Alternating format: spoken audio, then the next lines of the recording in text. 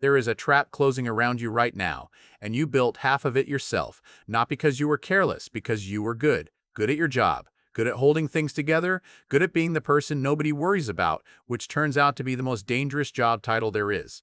I look at data for a living, cohorts, patterns, the stuff that shows up in spreadsheets a full year before it shows up in someone's actual life. And right now, in pattern sitting on top of every other pattern has a name: Gen X, late 40s to early 60s. And the trap is not obvious, because traps that are obvious don't work. This one works because it looks like your normal Tuesday. By the end of this video, you will know exactly what the trap is, exactly how it got built around you without your permission, and exactly why the same instincts that got you into it are the only thing that gets you back out. This is not a doom video. You've had enough of those. This is a diagnosis. Stick around, because the second half is where it actually gets useful. Let's start with the part nobody says out loud. You are currently the most experienced person in most rooms you walk into, and the least likely to say so. You have sat through more restructurings than anyone under 40 has had job interviews. You have watched 3 different pieces of software promise to fix everything and then quietly get replaced. You know which fires are actually fires and which ones are just someone panicking loudly. And somewhere in the last decade, without a ceremony or a title change, you became the person the room looks at when things go sideways. Recent workforce data backs this up in a way that should feel validating and mostly doesn't. A large share of Gen X employees are currently working under managers younger than they are in many surveys, well over half. That is not a temporary blip. That has been the normal condition of your working life for years now. You adapted so quietly that nobody, including you, noticed it as a headline. It just became Tuesday. Here's the trap hiding inside that fact. Your competence has become invisible precisely because it's reliable.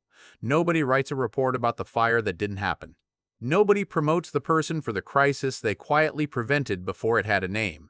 You are spending your most valuable years generating value that never shows up on your own performance review, because it shows up as nothing went wrong, and nothing going wrong doesn't get applause. It gets forgotten. That's the first jaw of the trap, expertise with no receipt. Now here's the second jaw, and this is the one with your name actually on the paperwork. Picture your average day, not a bad day, an average one, a form for your kid. A phone call from a parent who needs a ride or needs you to explain what the doctor actually meant. A deadline at work that arrived a day early because someone else's deadline slipped. A partner, a house, a car that made a noise this morning you're pretending you didn't hear. Somewhere in that list, theoretically, is you 5 minutes, a meal, a breath. This has a name too, the sandwich generation.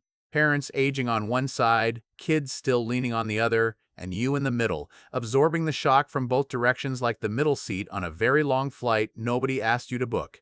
Current estimates put the number of Americans in exactly this position, in their 40s and 50s, somewhere north of half. And the average financial cost of carrying both sides, not your mortgage, not your groceries, just the extra weight of being the fallback plan for 2 generations regularly runs into 5 figures a year out of your own pocket, off the books. That is the trap tightening. You are not just tired, you are financially bleeding for a role nobody assigned you and nobody is reimbursing you for, while still being expected to show up at 9 a.m. sharp with a good attitude. And here's the strange twist the headlines never mention, because it doesn't fit the sad generation narrative they're chasing. A large portion of people in exactly this squeezed position, closer to half, report being genuinely, actually satisfied with their family life. Not gritting their teeth through it. Satisfied. You didn't wait for the load to get lighter before deciding it meant something. You just decided it meant something. That's not naivety. That's a skill most people never develop, because most people never had to. Now the part with the biggest number in it. The retirement number. There's a figure you don't say out loud. It's sitting in the back of your mind, and it gets a little bigger every time gas prices tick up or your parents' care bill lands. Recent retirement research puts the amount Gen X thinks it needs to retire comfortably north of $1 million. What the same research shows Gen X actually expects to have by the time they stop working sits hundreds of thousands below that. The gap, on average, is close to $500,000.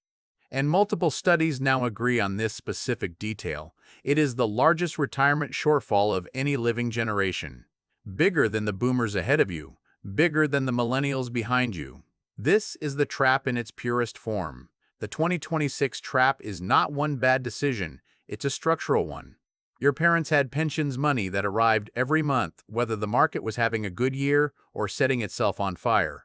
By the time you entered the workforce, that system was gone, quietly swapped out, replaced with one where you were supposed to become your own fund manager while also raising kids, caring for aging parents, and paying off a house that cost more every year you didn't buy it. Nobody handed you a manual for that transition. You built your own retirement plan the same way you built everything else without instructions, in the margins of an already full life. But, and this matters, the same data shows you are also currently the most likely generation to be sitting on real assets. Home ownership among Gen X households is high, often north of 7 in 10. Net worth for people in their late 40s and 50s in this cohort is climbing, not collapsing. The gap is real, so is the capability sitting underneath it. Both are true in the same sentence, and almost nobody says the second half out loud. Here's what the trap wants you to forget while it's busy tightening. You are not only the sum of your obligations. Ask Gen X to describe themselves and they rarely lead with a job title. They lead with what they do when nobody needs anything from them, the hike they haven't taken, the trip they keep pushing to when things calm down, a phrase that, if you're honest, has never once been followed by things actually calming down. The bucket list backs this up.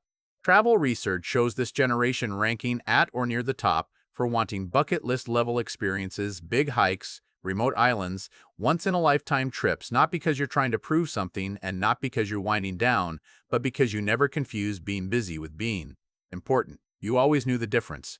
Work funds the life. It was never supposed to replace it. Somewhere in your house there is a drawer. In that drawer is a list. On that list is the trip, the hike, the thing you said you'd get to. That drawer is not going to open itself. And here is the actual twist ending to the trap isn't that you don't have the money or the time. It's that you keep treating the list as a reward you haven't earned yet, instead of proof of who you already are. You have run this operation for 3 decades without a manual, without a sponsor, and without much applause. You are managing people older and younger than you, funding a retirement system that changed its rules mid-game, and still, somehow, keeping a list in a drawer that has Kilimanjaro on it. That is not a crisis you're losing. That is a trap you're already halfway out of because the same instincts that got you into it figure it out. Keep moving, don't wait for permission are exactly the ones that get you out. Still holding it all together? Still got the list in the drawer? Tell me what's actually on yours in the comments. If this hit home, hit like, subscribe, and I'll see you in the next one.